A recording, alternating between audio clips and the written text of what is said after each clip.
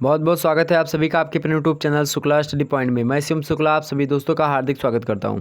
दोस्तों आज की वीडियो के अंतर्गत हम बात करेंगे बीए थर्ड ईयर के पेपर के बारे में चर्चा करेंगे। हम बीए थर्ड ईयर का जो विषय होगा आपका हिंदी साहित्य यानी हिंदी लिटरेचर का पेपर 3 होगा। आपके सामने मैं चर्चा करूँगा उसके बारे में, कैसे कैसे प्रश्न पूछे गए हिंदी लिटरेचर को लेकर के पेपर 3 का आपके नाम है प्रयोजन मूलक हिंदी। कुछ विश्वविद्यालय में बात की जाए तो सेकंड ईयर में प्रयोजन मूलक हिंदी को रखा गया है।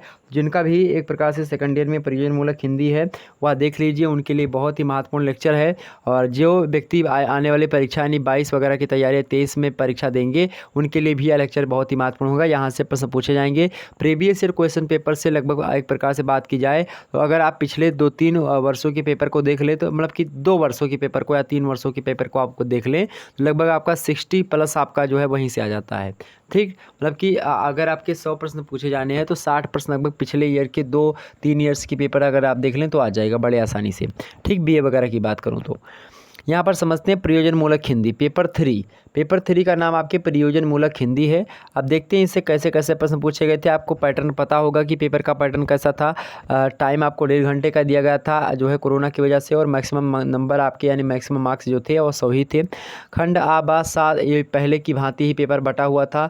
डॉक्टर राम मनोहर लोहिया अवध विश्वविद्यालय का पेपर है, ध्यान रखेंगे इस बात को। और केवल 5 प्रश्नों के उत्तर आपको देने, प्रत्येक प्रश्न का उत्तर आपको लगभग मेरे प्यारे दोस्तों 50 शब्दों में देना है।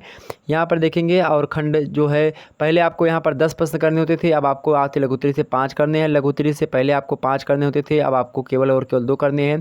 पहले मेरे पास दीर्घोत्तरी में 2 करने होते थे, अब आपको कितने करने हैं? 1 करने हैं। ठीक, ध्यान रखेंगे इस बात को।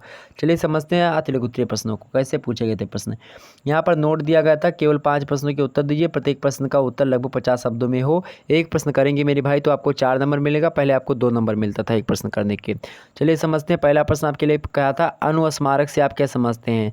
अनुस्मारक यार हमने बार बार आपको समझाया था, जो अभी हमारे चैनल पर वीडियो उपलब्ध है जिसमें हमने 1-1.5 घंटे की वीडियो बनाई है, उसमें हमने अनुस्मारक के बारे में बताया था कि जब कोई संदेश आप भेजें उस पर विचार विमर्श ना हो तो आप दोबारा उसको एक प्रकार से याद दिलाने के लिए कोई संदेश भेजते हैं या कोई पत्र भेजते हैं, तो उसी को हम कहते हैं। ठीक, आगे समझते हैं अगला प्रारूपण किसे कहते हैं।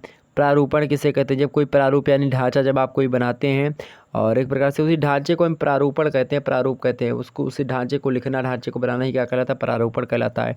हमने सबको बताया था समाचार संकलन के 6 प्रकार, सॉरी 6 का कार्य क्या होते हैं, इसको भी हमने बताया था। आगे समझते कंप्यूटर कंप्यूटर के बारे में बताया था। अगला प्रश्न पूछा गया था टिप्पणी और टिप्पण में क्या अंतर होता है। मोस्ट इंपॉर्टेंट, इसको हमने ब्रेक करके आपको बताया था कि टिप्पण एक प्रक्रिया होती है, टिप्पणी उसका प्रतिफल होता है, खूब बताया था इसको। आगे समझते हैं अगला प्रश्न है जनसंचार माध्यमों की क्या उपयोगिता है। बहुत ज़्यादा उपयोगिता है। तो कुल मिलाकर के सारे के सारे प्रश्न आपके जनरली बहुत ही सहज आए थे और कोई चिंता करने की आवश्यकता नहीं थी। अगर आपने अच्छे तरीके से मॉडल पेपर देखा था, अपनी सीरीज वगैरह पढ़ी थी तो कोई दिक्कत की बात नहीं थी। सारे के सारे प्रश्न आपके सब यहीं से आएंगे मॉडल पेपर से और आपकी सीरीज से। ठीक, ध्यान रखिए। वैसे मॉडल पेपर जो हमने बना लिया था, अगर उस मॉडल पेपर में बताए गए प्रश्नों को आप अपनी सीरीज में पढ़ लेते तो आप एक प्रकार से आपकी टॉप कर सकते थे। बहुत सारे विद्यार्थियों ने मेरे पास कमेंट किया और बताया कि सर जो आपने बताया सबका सब आया, वैसे पेपर आपके सामने है और मॉडल पेपर भी आपके सामने यूट्यूब पर पड़ा हुआ, देख लीजिएगा दोनों को। ठीक, आगे समझते हैं पत्र लेखन की प्रमुख विशेषताएं बताइए। पत्र लेखन की प्रमुख विशेषताओं के बारे में पूछ रहा है। अगला है समाचार पत्रों के मतलब के अनुनाद की विशेषताएं, मोस्ट इंपॉर्टेंट। आगे देखते हैं साक्षात्कार के आधारभूत तत्व क्या होते हैं। प्रयोजन मूलक हिंदी से क्या अभिप्राय है। भैया ये तो बहुत ही महत्वपूर्ण है, कोई भी एग्जाम बचेगा नहीं, मतलब कि प्रयोजन मूलक हिंदी पेपर का नाम है तो यह प्रश्न जरूर पूछा जाएगा, यह बात ध्यान रखेंगे। ओके, तो भाई आप रट लीजिए इन सभी प्रश्नों को, एक प्रकार से पढ़ लीजिएगा, 2022-23 की परीक्षा के लिए मोस्ट इंपॉर्टेंट होंगे। ठीक, आगे समझते हैं 2021 की जिनकी परीक्षा नहीं हुई प्रयोजन मूलक हिंदी की, उनके लिए भी इंपॉर्टेंट है यह प्रश्न। आगे समझते हैं अगला प्रश्न खंड बा, किन्हीं 2 प्रश्नों के उत्तर दीजिए, प्रत्येक प्रश्न का उत्तर लगभग आपको जो है 200 शब्दों में देना है। एक प्रश्न करोगे मेरे भाई तो आपको 25 नंबर मिलेंगे, 2 प्रश्न करने के आपको 50 नंबर दिए जाएंगे। खंड बा देखते हैं किन्हीं 2 प्रश्नों के उत्तर दीजिए, प्रत्येक प्रश्न का उत्तर लगभग 200 शब्दों में होना चाहिए। समझते हैं यहाँ पर दिया गया राजभाषा से आप क्या समझते हैं। राजभाषा हिंदी की संवैधानिक स्थिति पर प्रकार डालिए। भाई कौन नहीं जानता संवैधानिक स्थिति, 343 से लेकर के 351 तक लगभग आपकी भाषा ही बताई गई है। 343 से 351 तक सभी भाषाओं के बारे में। 343 क्या कहता है, 43 का क्या कहता है कि भारत की लिपि कौन सी होगी, देवनागरी होगी, और भारत की राजभाषा कौन सी होगी। और भारत की राजभाषा मेरे प्यारे दोस्तों आपकी कौन सी होगी, भारत की राजभाषा आपकी कौन सी होगी? हिंदी होगी। भारत की राष्ट्रभाषा कोई नहीं है, ध्यान रखेंगे। राजभाषा हिंदी है। अगर हिंदी अपने व्यापक स्तर पर सही तरीके से चल जाती है, हिंदी का मानकीकरण हो चुका है, हिंदी में वैज्ञानिकता पूर्ण रूप से है, देवनागरी लिपि में वैज्ञानिकता कोट कोट कर भरी हुई है। ऐसी स्थिति में अब हिंदी को एक प्रकार से राष्ट्रभाषा का दर्जा दिया जाना चाहिए। और जो स्थानीय भाषा जैसे दक्षिण की भाषाएं हैं या पूर्वोत्तर साइड की भाषा है, इन सभी को स्थानीय दर्जा पर बोले जाने की छूट देनी चाहिए। और तमाम प्रकार की चीज़ें हैं जिससे आप हिंदी को राष्ट्रभाषा के लिए प्रेरित कर सकते हैं। आगे समझते हैं। अगला प्रश्न आपसे पूछा गया था, समाचार लेखन कला के स्वरूप और महत्व को स्पष्ट कीजिए। सभी प्रश्न इंपॉर्टेंट है। अगला, जनसंचार के माध्यमों के अनुवाद पर का परिचय दीजिए। जनसंचार माध्यमों के अनुवाद का संक्षिप्त परिचय दीजिए। आज देखते हैं अनुवाद के बहुत सारे जो है टेक्निकल चीज़ें उपलब्ध हैं आपके सामने। जैसे देखते हैं गूगल जो है एक प्रकार से इंडिक कीबोर्ड हो गया। आप अंग्रेजी में आप लिखते हैं, रोमन शैली में लिख जाता है आपका देवनागरी लिपि में ही आपकी स्क्रीन पर।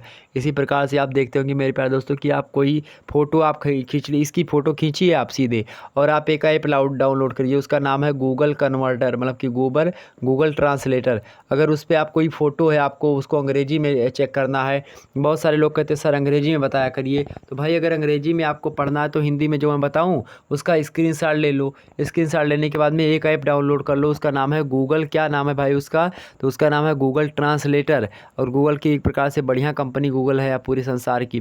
तो वहाँ पर आप डालेंगे तुरंत उसका जो है एक प्रकार से आपके सामने प्रस्तुत हो जाएगा उसका क्या भाई, कि उसका ट्रांसलेटर यानी अनुवाद। ठीक, आगे समझते हैं। अगला प्रश्न है आपके सामने कि प्रूफ रीडिंग क्या है? एक योग्य प्रूफ रीडर के गुणों की विवेचना कीजिए। बढ़िया प्रश्न पूछा गया था। अगला प्रश्न है, आधुनिक पृष्ठ सज्जा क्या होती है? विविध पृष्ठों को सजाने संवारने के लिए किन किन बातों का ध्यान रखना चाहिए? पृष्ठ सज्जा को लेकर के हमने बताया था आपको।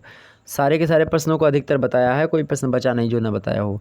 मॉडल पेपर में रखा जरूर है। ठीक, और 2020 के परीक्षा को पेपर को उठाएंगे तो वहाँ से भी कुछ प्रश्न यहाँ पर पूछे गए हैं, उसको भी हमने डाल दिया। 2020 का भी पेपर अपलोड है, उसको भी देख लीजिएगा। आगे समझते, दूरदर्शन पर मनोरंजन एवं विज्ञापन का परिचय दीजिए। बढ़िया प्रश्न। अगला प्रश्न, संचार की परिभाषा बताते हुए उसके उद्देश्यों पर प्रकाश डालिए। बढ़िया प्रश्न। आगे देखते हैं, भाषा विभाषा और बोली में क्या अंतर होता है? मोस्ट इंपॉर्टेंट प्रश्न, कोई साल बचता नहीं जब ये प्रश्न पूछा ना जाए, हमेशा पूछा था। छठवां प्रश्न है, कार्यालयी हिंदी के प्रमुख प्रकार के अंतर्गत हिंदी की जो है प्रयुक्तियों की विवेचना कीजिए। अभी बढ़िया प्रश्न पूछा गया था आपसे, बहुत अच्छे प्रश्न आए थे, कोई चिंता करने की आवश्यकता आपको नहीं थी। आगे अथवा करके दिया था, भारत में जो है समाचार समितियों का आरंभ कब से माना जाता है? भारत की प्रमुख समाचार समितियों का परिचय दीजिए। बढ़िया प्रश्न था, इस सभी प्रश्नों को हमने अपने मॉडल पेपर में इंक्लूड किया था। आगे समझते हैं। अगला प्रश्न है, मतलब कि खंडसा में प्रवेश करते हैं और खंडसा में नोट दिया गया है कि किसी एक प्रश्न का उत्तर दीजिए। प्रत्येक प्रश्न का उत्तर लगभग 500 शब्द में होना चाहिए। और ध्यान रखेंगे आपको मेरे प्यारे दोस्तों 30 नंबर मिलेंगे एक प्रश्न करने के। ठीक, और यहाँ पर देखेंगे प्रश्न आपको, यहाँ पर मज़ेदार बात है कि आपको छांट करके करना। 4-5 प्रश्न दिए होंगे, उन 5 प्रश्नों में से केवल आपको एक करने, तो सबसे एक आध तो आ ही जाएगा आपका। आगे समझते हैं, पत्रकारिता का परिचय देते हुए उसका स्वरूप स्पष्ट कीजिए। बढ़िया प्रश्न, मोस्ट इंपॉर्टेंट। आगे समझते हैं, संचार साधनों में विज्ञापन की भाषा पर मतलब कि विस्तार से वर्णन कीजिए। अभी ठीक ठाक प्रश्न आपके सामने दिया गया था। अगला प्रश्न पूछा गया था, अनुवाद की परिभाषा देते हुए यह मतलब कि स्वरूप परिभाषा एवं स्वरूप को बताते हुए उसके विभिन्न भेदों को लिखिए। बढ़िया प्रश्न था यह भी। अगला प्रश्न प्रयोजन मूलक हिंदी को लेकर के था। प्रयोजन मूलक हिंदी से आप क्या समझते हैं? प्रश्न यही प्रश्न आप रट लेते अगर इसमें हमने जो बताया था मॉडल पेपर, प्रयोजन मूलक हिंदी से क्या समझते हैं आप, तो आपका पूरा का पूरा पेपर समाप्त हो जाता, कोई दिक्कत नहीं है। कि दीर्घ उत्तरीय में भी बन गया प्रश्न, देखें 30 नंबर का। प्रयोजन मूलक हिंदी से क्या आप क्या समझते हो? लगातार बनता है। ठीक है, इसमें कोई समस्या नहीं है। इसके भेदों पर विचार करते हुए इसकी उपयोगिता एवं महत्व पर प्रकाश डालिए। भी बढ़िया प्रश्न था। अगला, इंटरनेट संपर्क उपकरणों का विस्तृत विवेचन कीजिए, मतलब कि विवरण दीजिए। अगला है, विज्ञापन क्या होता है? तात्विक दृष्टि से विज्ञापन के महत्वपूर्ण उद्देश्य और कार्य क्या होते हैं?